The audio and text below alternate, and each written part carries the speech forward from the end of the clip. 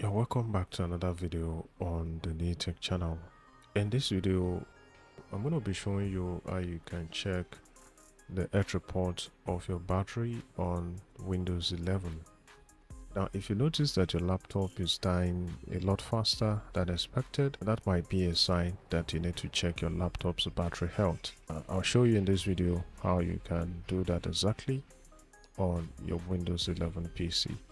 Windows 11 has a native battery reporting tool that is completely free to use, and we're going to be accessing that using PowerShell.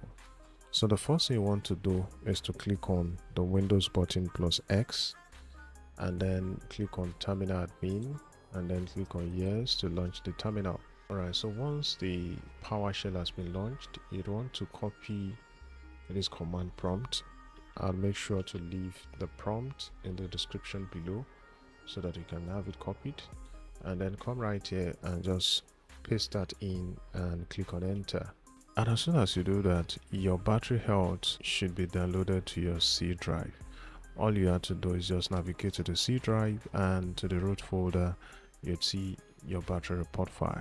So to do that, just come right here to File Explorer and then scroll down to where you can see your C drive right here. Click on local disk and then look out for the battery report. You can see the HTML file right here, so just click to open it, and here is the health report of your Windows battery. So that's how to go about checking the health report of your battery. You can go ahead and look through the lines and see how good your battery is holding up. Thank you for watching the video.